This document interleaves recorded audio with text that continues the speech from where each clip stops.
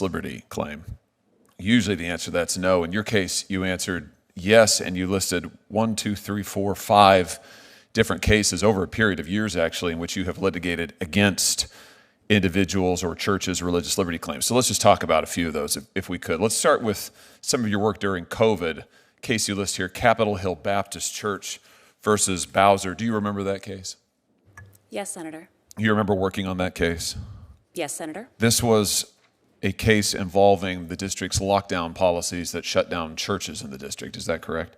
It concerned litigation over provision of the lockdown policies. The policies restricted all types of activity in the district. All types of activity in the district? Yes, Senator. Did it restrict mass protests in the district? Well, it restricted activities that one normally expected, including work, going to stores. It also did include these provisions that were challenged concerning churches. So it exempted unusual or unlikely activities that's in the statute, that's in the ordinance? When the mayor was enacting these orders at the outset of the pandemic, I think she was trying to be as comprehensive as she could, and the order did restrict a number of daily activities of district residents. But it exempted mass protests? I don't believe it said anything one way or another. Can you point me to the text where it exempted mass protests? I don't believe it said anything one way or another. Of course it didn't, because it didn't exempt mass protests, right? You know that. I think it was silent on the issue because I don't believe it was contemplated by the mayor's office. Ah, so you think that mass protests should be in a different category than religious observances? Is that your position? Today's gripping breakdown dives into a high-stakes hearing where Senator Josh Hawley takes a no-holds-barred approach, challenging a judicial nominee on their stance regarding religious liberties during the COVID-19 pandemic. This all starts with Judge Allison's history of litigating religious liberty cases. During the pandemic, the nominee defended lockdown policies that restricted church gatherings, even while mass protests were allowed. Hawley wasn't pulling any punches, questioning her rationale and whether such policies were discriminatory. Hawley zeroed in on a critical case, Capitol Hill Baptist Church versus Bowser. His argument? The lockdown policies weren't neutral. They unfairly targeted religious gatherings while allowing mass protests. They can't do it. But if you want to come and protest, defund the police, if you want to support that, that's fine. You can gather en masse, person to person, close up, thousands of people. That's okay. That discrimination's okay. That was your position? Senator, that is not my position. It was your position. It's what you argued. I did not write these orders. What I said. You defended it in court. And you just articulated to me what I take to be your position.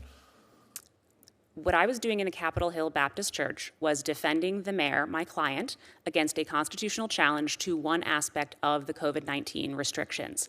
We understood that strict scrutiny applies. How did that case go for you? We lost that case. Why? It was found that the restrictions did not meet the standard of strict scrutiny. Meaning they were unconstitutional?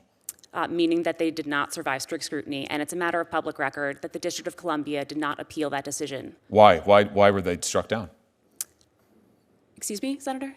Why were the restrictions that you defended struck down as discriminatory? Why were they?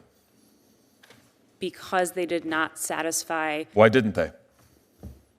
The court concluded that there were restrictions that were not neutral of general applicability. Yeah. That's legalese. Why didn't they? Why didn't they on the facts? You know the facts. You were a good lawyer. Why'd you lose? We lost because applying the strict scrutiny test, the court concluded that the restrictions were not narrowly tailored to serve a compelling governmental interest. Because?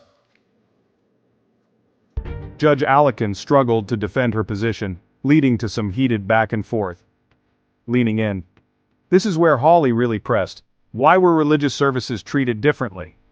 Judge Allicon's responses didn't seem to satisfy him or many watching. It was clear, the court ruled those restrictions unconstitutional. But why did her team defend them in the first place? Here's where things took a sharp turn. Hawley called out the lack of scientific evidence justifying the restrictions on churches. Judge Allicon admitted the case was fast-moving, but Hawley wasn't having it. He doubled down, highlighting what he called a clear case of ideological discrimination. This isn't just about one nominee or one senator. It's about the balance between public health and constitutional rights. Hawley's grilling brought that debate front and center. Are government restrictions crossing a line when it comes to religious freedom? And what precedent does defending those policies set for a potential federal judge? So where do we go from here? Senator Hawley made it clear he won't be supporting Judge Allicon's nomination. But the larger conversation about religious liberties and government overreach is far from over. Make sure you're subscribed for more coverage on critical moments shaping our nation. Until next time, stay informed and stay engaged.